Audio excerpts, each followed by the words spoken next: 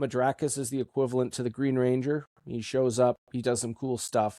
Doesn't necessarily give the final blow, but he appears to be a fan favorite. He's over 350 pounds. He clears 6.5 feet in height. And despite him looking like a well-seasoned veteran, his armor he wears is ceremonial. He descends from something known only as the Great Stormworm, which is a kaiju-like electric eel, essentially. One of the byproducts to his lineage is he can store up raw lightning in his gizzard and vomit it out when need be. You see that a bit in issue 1. I will not confirm or deny if you see that in issue 2. However, the most dangerous thing about him is his brain. He is very gifted and has a lot of potential towards the arcane. He just has not had the opportunity to train or study with it accordingly. With that said, he's not a skilled fighter. He has this cool looking sword, and there's not much detail given on it other than its name, Urus. And he swings hard, not well. You don't want to be on the party side of that. With that said, a really good skilled fighter could beat him sword to sword pretty easily. I hate the trope of big dumb guy of group is meat shield. That's good for nothing more than that one haymaker that's to do one cool thing or knock out the other meat shield of the other group or something like that. This, I just flipped it over on his head. Yeah, he's big and strong, but that's not what makes him so cool. It's his intelligence.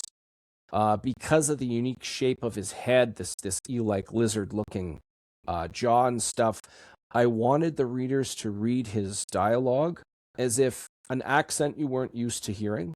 After a while, you can read it no problem, and just like anybody with an accent, you hang out with them long enough, you don't even think about it. But I wanted the first impressions take a little bit to try and wrap your mind around, and I think we pulled that off with shout out to Michael Myers.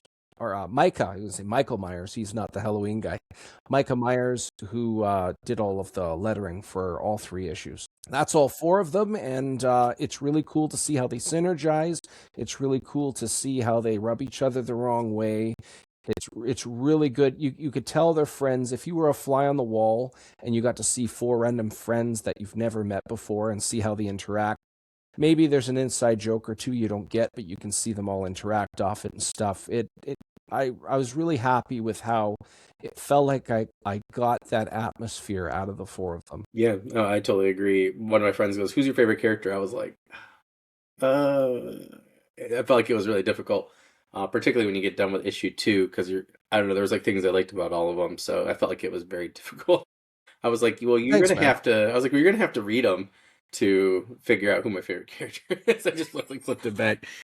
But I do think it's not very often I feel like you can say that with something, whether it's a comic or a show, like Will Trent, I really like that show. And like one of the detectives after like a certain point in season 2, like just immediately became my favorite. Everybody else I kind of liked, and he's not the main character, but like they wrote him in a way where he makes him more human.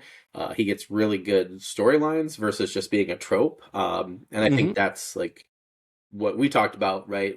For which I remember like from our first interview. So people check that out. Like we talked about, like your experience, with, your friends and like gaming and different things, and really trying to make each character feel like they're a character and not a trope. Yes. And I feel like it was really, between issue 1 in particular, was really well established. And I think that's when my friend asked me, I was like, because I shared the Kickstarter with him the other day.